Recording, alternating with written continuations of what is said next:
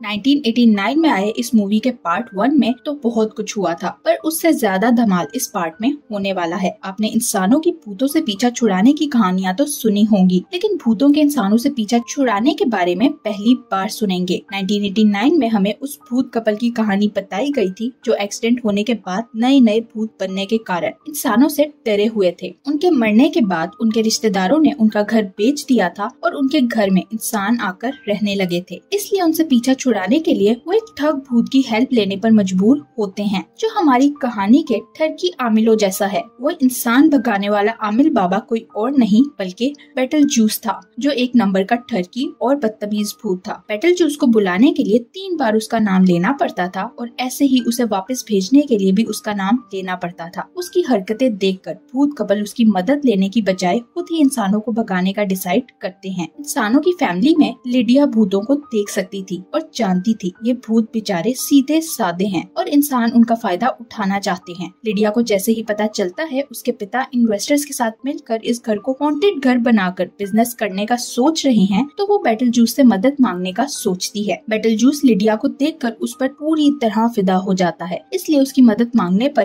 कहता है इसके बदले तुम्हें मुझसे शादी करना होगी। लिडिया मजबूरी में उसकी बात मान लेती है। बेटलजूस उसकी मदद करते हुए उनके घर का हॉन्टेड हाउस म्यूजियम बनाने वाले इन्वेस्टर को मार देता है और फिर लिडिया को शादी का कहता है, तो लिडिया साफ मुकर जाती है। बेटलजूस जैसा मक्कार भूत हार कैसे मान सकता था। वो लिडिया को उठाकर ले जाता है और उससे जबरदस्ती शादी करने लगता है, जिस पर भूत कपल लिडिया की मदद करने की कोशिश करता है तो बेटलजूस उनको सैंड वर्ल्ड में भेज देता है। भूत कपल किसी तरह वहाँ से बचकर वापस सैंड राक्षस को ले आते हैं, जो बेटलजूस को खा लेता है। ऐसे लिडिया की बेटलजूस से जान छूट जाती है और वो सब लोग हंसी खुशी रहने लगे थे। उधर बेटलजूस आफ्टरवर्ल्ड में पहुंच गया था, जिसके बाद क्या होता है ये अब हमें पार्ट 2 की कहानी में पता चलेगा। कहानी 36 साल आगे की दिखाई जाती है, जब 16 साल लिडिया अब 52 इयर्स की हो गई थी, जो घोस्ट हाउस शो चलाती है। लिडिया की न सिर्फ अपने पति से डिवोर्स हुई बल्कि उसका पति मर भी चुका था, जिससे लिडिया की एक बेटी एस्ट्रिड है जो अपने डैड को बहुत मिस करती थी। यहाँ आप सबके लिए पूरी खबर ये है कि इस पार्ट में भूत कपल नहीं था, क्योंकि लिडिया उनकी मुक्ति करवा चुकी थी। लिडिया अपने शो में एक फैमिली से बात करती है जिन्हें अपने घर में कुछ भूतों के होने का एहसास होता था। तभी लिडिया को ऑडियंस में बेटलजूस नजर आता है, जो उसे देखकर फेमस टर्की स्माइल दे रहा था। उसे देखते ही लिडिया डर जाती है और शो बीच में छोड़कर चली जाती है। लिडिया को लगता है वो अभी भी अपने पास्ट के ट्रॉमा से नहीं निकली, इसलिए वो कुछ गोलियां लेती है। तभी उसे वहाँ एक औरत का भूत नजर आता है तो वो डर जाती है। उसी वक्त लिडिया को उसका मैनेजर बुलाने के लिए आता है, जिसके साथ लिडिया का अफेयर भी चल रहा था। उसकी हालत देखकर वो उसे हौसला देते हुए शांत करता है। उसी दौरान लिडिया को अपनी मॉम का मैसेज मिलता है जो उसे बुला रही थी। लिडिया उनके पास जाती है तो उसे पता चलता है उसके पिता की मौत हो गई है। लिडिया के पूछने पर मॉम बताती हैं उनका प्लेन क्रैश हो गया था। लिडिया पूछती है तो इसका मतलब उनकी मौत प्लेन क्रैश में हुई, जिस पर मॉम कहती हैं उसमें तो वो बच गए थे लेकिन प्लेन पानी में डूब गया था। तो लिडिया को लगता है कि उसके पिता की मौत डूबने की वजह से हुई। तो मॉम कहती हैं नहीं, वो पानी से बाहर आ गया था। जिस पर लिडिया पूछती है फिर आखिर उनकी मौत हुई कैसे। तो मॉम बताती हैं एक शार्क पानी से बाहर आई और उसने उनको खा लिया। लिडिया एस्ट्रिड के स्कूल जाती है और उसे बताती है तुम्हारे नाना की मौत हो गई है, इसलिए उनके फ्यूनरल के लिए हमें विंटर रिवर जाना होगा। तभी लिडिया को भूत के कॉस्ट्यूम पहने कुछ बच्चे नजर आते हैं और उसमें एक बार फिर बेटलजूस को देखकर वो डर जाती है। एस्ट्रिड उसे कहती है मॉम भूतों से हटकर कभी अपनी बेटी पर भी ध्यान दे दिया करो। ऐसा लगता है एस्ट्रिड उससे काफी नाखुश थी। बेटलजूस को देखे तो आफ्टरवर्ल्ड में वो अपनी कंपनी में था। वो आज भी लिडिया को याद करता था, इसलिए उससे कनेक्शन बनाने की कोशिश कर रहा था। ये सब लिडिया का वहम नहीं था, बल्कि बेटलजूस अब लिडिया को पाने के लिए दोबारा कोशिश कर रहा था। आफ्टरवर्ल्ड में हम एक भूत को सफाई करते देखते हैं, जिसके हाथ लगने से एक बॉक्स नीचे गिरकर खुल जाता है और उसमें से किसी औरत के शरीर के टुकड़े बाहर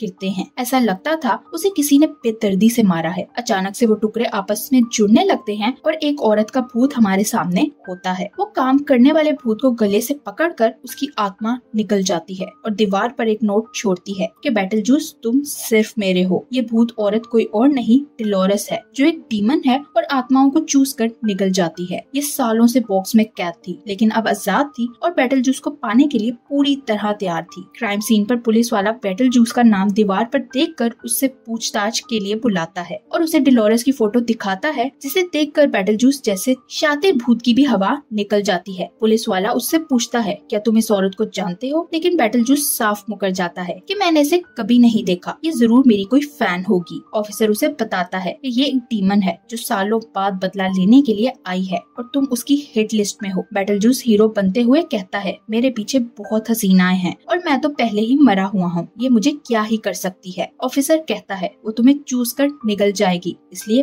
बच कर रहना। लिडिया को देखे तो वो अभी भी अपनी बेटी के पास थी, जो उससे काफी नाराज थी। एस्ट्रिड का गिला ये था कि भूतों को देखने की ताकत होने के बाद भी उसकी माँ कभी भी उसके पिता को नहीं देख पाई, इसलिए उसे अपनी मॉम एक फ्रॉड लगने लगी थी। यही वजह थी कि वो लिडिया से खिंची खिंची रहती थी। बेटलजूस अपने वर्कर से बात करते हुए उनको बताता है कि मेरी एक्स वाइफ वापस आ गई है। वो अपने वर्कर्स को एक कहानी सुनाता है। बेटलजूस एक चोर था जो डेड बॉडी से सामान चोरी करता था। एक दिन उसकी मुलाकात डेलोरस से हुई, जिसे देखते ही बेटलजूस को उससे प्यार हो गया। उन दोनों ने शादी कर ली, लेकिन शादी के बाद बेटलजूस को पता चला कि डेलोरस एक विच थी जो मर्दों को अपने जाल में फंसा कर उनसे शादी करती थी और उनको मारकर उनकी आत्माएं चूस लेती थी ताकि वो अमर हो सके। बेटलजूस उसका आखिरी शिकार था, जिसके बाद उसे अमरता मिल जाती। शादी की रात ही डेलोरस ने बेटलजूस को ड्रिंक में जहर मिलाकर पिला दिया, लेकिन वो स्लो असर करने वाला था। इस मौके का फायदा उठाकर बेटलजूस ने मरने से पहले डेलोरस को मारकर उसके शरीर के टुकड़े टुकड़े कर दिए थे। लिडिया के पिता के फ्यूनरल पर उसका मैनेजर उसे प्रपोज करता है तो वहाँ पूरा माहौल ही बदल जाता है। लिडिया भी उसे शादी के लिए हाँ कह देती है, तो वो दोनों शादी की डेट भी अनाउंस कर देते हैं, जो 2 दिन बाद की थी। एस्ट्रिड ये सुनकर नाराज हो गई थी और अपनी साइकिल लेकर वहाँ से चली जाती है। रास्ते में वो एक ट्रक से टकराने वाली थी, लेकिन खुद को बचाने के लिए वो किसी के घर में जा गिरती है। वहाँ उसे जेरेमी मिलता है और उसकी उससे दोस्ती हो जाती है। दोनों बातें करते हैं तो एस्ट्रिड उसे अपनी परेशानी बताती है। वो एस्ट्रिड को शांत करते हुए कहता है, तुम्हें जब भी जरूरत हो तो मेरे पास आ सकती हो। आफ्टरवर्ड में बेटलजूस अखबार में लिडिया के पिता की मौत की खबर देखता है तो उसे पता चलता है लिडिया फ्यूनरल के लिए विंटर रिवर आई हुई है और उसी घर में रह रही है, जिसके कारण बेटलजूस को उससे मिलने का मौका मिला था। उधर एस्ट्रिड घर में घूमते हुए बेटलजूस का फ्लेयर देखती है जो वो वहीं छोड़ गया था। वो उसे साइड पर रख देती है। तभी लिडिया वहाँ आती है और उससे पूछती है, तुम्हें ये कहाँ से मिला। एस्ट्रिड बेटलजूस का नाम लेती है तो लिडिया उसे रोक देती है, जिस पर एस्ट्रिड एक बार फिर से जिद में बेटलजूस का नाम ले लेती है। लिडिया कहती है, तीसरी बार उसका नाम मत लेना, वरना तुम्हारी सोच से भी ज्यादा बुरा हो सकता है और ये कोई मजाक नहीं है। लिडिया वहाँ से जाकर फ्लेयर अपनी मॉम को दिखाती है कि बेटलजूस वापस आ गया है। वहाँ एस्ट्रिड जेरेमी से मिलने उसके घर जाती है तो उसके मॉम डैड काम कर रहे थे। जेरेमी उसे अपने रूम में ले जाता है। वहाँ एस्ट्रिड को एक भूतों वाली किताब मिलती है। एस्ट्रिड उसे कहती है, ऐसी किताब मैंने अपनी मॉम के पास देखी थी। फिर वो अपने पिता की बात करते हुए जेरेमी से कहती है, मैं उनको बहुत मिस करती हूँ। जेरेमी के पूछने पर एस्ट्रिड बताती है, उनकी पानी में डूबकर मौत हुई थी और उनकी डेड बॉडी भी नहीं मिली, इसलिए मैं उनको लास्ट गुड बाय भी नहीं कह पाई। जेरेमी कहता है, तुम्हारी मॉम तो भूतों से बात कर सकती है। एस्ट्रिड कहती है, लेकिन उनको मेरे पिता का भूत कभी दिखाई नहीं दिया, न ही वो उनसे कांटेक्ट कर पाए। जेरेमी उससे वजह पूछता है तो एस्ट्रिड कहती है वो फ्रॉड है। जेरेमी उसकी बात का कोई जवाब देने के बजाय उसे हेलोवीन पर अपने घर इनवाइट करता है, जिसके लिए वो मान जाती है। लिडिया का मैनेजर उसे शादी की तैयारियों की बात करता है तो उसी वक्त लिडिया के फोन में बेटलजूस का फ्लेयर मिलता है, जिसे देखकर लिडिया डर जाती है। वो मॉडल टाउन के सामने जाकर चिल्लाते हुए कहती है, तुम मेरी जिंदगी से चले क्यों नहीं जाते। उसका मैनेजर हैरान होते हुए पूछता है, तुम चिल्ला क्यों रही हो। लिडिया उसे बेटलजूस के बारे में बताती है कि मैंने उस शैतान से बड़ी मुश्किल से पीछा छुड़ाया था, लेकिन अब वो वापस आ गया है। मैनेजर बेटलजूस का नाम लेता है तो लिडिया उसे रोकते हुए कहती है, उसका नाम भी मत लो, वरना 3 बार नाम लेने पर वो सामने आ जाएगा। मैनेजर को लगता है ये सब लिडिया का वहम है और बेटलजूस की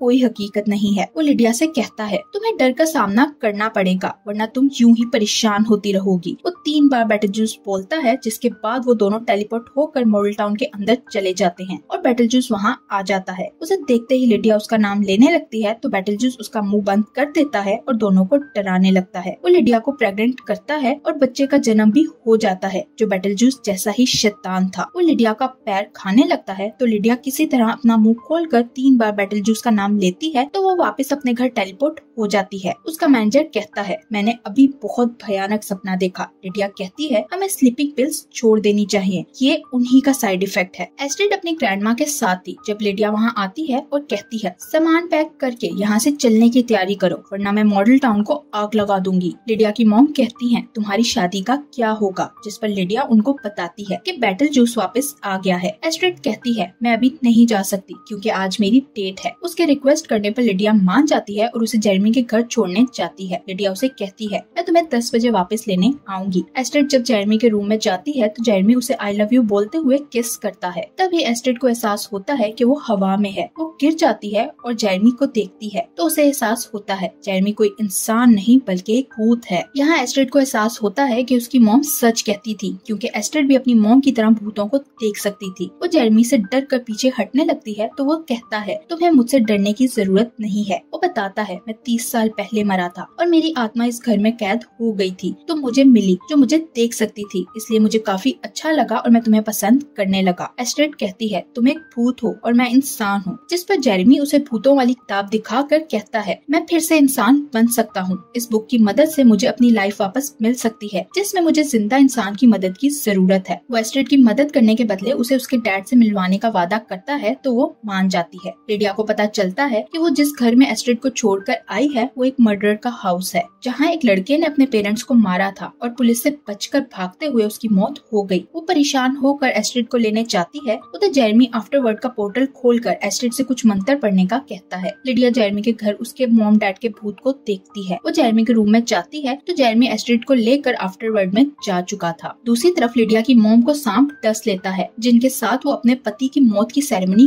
कर रही थी, जिससे उनकी मौत हो जाती है और वो भी आफ्टरवर्ड में पहुंच जाती हैं। लिडिया को जब कोई रास्ता नहीं मिलता तो वो बेटलजूस को बुला लेती है और उसे कहती है मैं तुम्हारे साथ शादी करने के लिए तैयार हूँ, तुम बस मेरी बेटी को बचा लो। बेटलजूस मान तो जाता है, लेकिन इस बार वो लिडिया से एक कॉन्ट्रैक्ट साइन करवाता है ताकि वो अपनी बात से ना फिरे। वो लिडिया को साथ लेकर आफ्टरवर्ड में जाता है। बेटलजूस के किसी जिंदा इंसान को यहाँ लाने पर उस पर केस हो जाता है। वहाँ जेरेमी एस्ट्रिड को आफ्टरवर्ड में लाकर उसका पासपोर्ट बनवाने के लिए पिक्चर बनवाता है। जेरेमी से पूछती है ये क्या है, तो जेरेमी कहता है तुमने ही तो मुझे कहा था तुम अपनी लाइफ देख कर मेरी लाइफ मुझे वापस करोगी। एस्ट्रिड कहती है मैंने ऐसा कब कहा था, तो वो कहता है बुक वाले मंत्र का यही मतलब था। तभी कुछ भूत एस्ट्रिड को पकड़कर जबरदस्ती ट्रेन में बिठा देते हैं जो हेवन जा रही थी। यहाँ एस्ट्रिड के डैड उसे देखते हैं, जिससे हमें पता चलता है उनको मछलियों ने खा लिया था, इसलिए उनकी लाश नहीं मिली। डैड को घूमने का बहुत शौक था, इसलिए वो सीधा आफ्टरवर्ड आ गए, इसलिए लिडिया को कभी भी उनका भूत नजर नहीं आया। एस्ट्रिड की ट्रेन चलने वाली थी, लेकिन लिडिया उसे आकर वहाँ से निकाल लेती है। उनके पीछे पुलिस लग जाती है, जिससे बचते हुए वो लोग एक दरवाजे से सैंडवर्ड में पहुँच जाते हैं। यहाँ एक मॉन्स्टर उन पर हमला करने लगता है, लेकिन तभी एस्ट्रिड के डैड उन दोनों को खींच लेते हैं। एस्ट्रिड अपने डैड से मिलकर काफी खुश थी। डैड उसे कहते हैं अब तुम लोगों को यहाँ से जाना चाहिए। उधर बेटलजूस को अब तक पुलिस वाले ढूंढ रहे थे। जेरेमी वापस जमीन पर जाने के लिए पासपोर्ट बनाता है, लेकिन पासपोर्ट वाला कोई और नहीं बल्कि भयानक बेटलजूस था, जो उसके पासपोर्ट पर नरक का ठप्पा लगा देता है, जिस कारण वो नरक में पहुंच जाता है। एस्ट्रिड के डैड की हेल्प की मदद से लिडिया और एस्ट्रिड वापस जमीन पर आ जाते हैं। तभी लिडिया को याद आता है आज तो उसकी शादी है। वो दोनों चर्च जाते हैं तो मैनेजर वहाँ उसका इंतजार कर रहा था। तभी बेटलजूस भी वहाँ आ जाता है, जो लिडिया का कॉन्ट्रैक्ट दिखाता है। लिडिया की मॉम को भी हम यहाँ देखते हैं, जिनकी मौत का लिडिया को भी नहीं पता था। लिडिया अपनी मॉम के पूछने पर बताती है कि मैं बेटलजूस के साथ कॉन्ट्रैक्ट करने पर मजबूर थी। तभी मैनेजर बेटलजूस से कहता है तुम तो वही हो जिसे मैंने सपने में देखा था। बेटलजूस कहता है तुम्हें थेरेपी की जरूरत है। ये कहकर वो उसे इंजेक्शन लगा देता है जो सच बोलने का था। इंजेक्शन के कारण मैनेजर सच बोलने पर मजबूर हो जाता है और बताता है कि मैं लिडिया से प्यार नहीं करता, बल्कि सिर्फ फेम की खातिर उससे शादी करना चाहता हूँ। लिडिया गुस्से में उसे हिट करती है, जिसके बाद लोग वीडियो बनाने लगते हैं। ये सब देखकर बेटलजूस कहता है उसे अपनी शादी प्राइवेट रखनी है। बेटलजूस सबको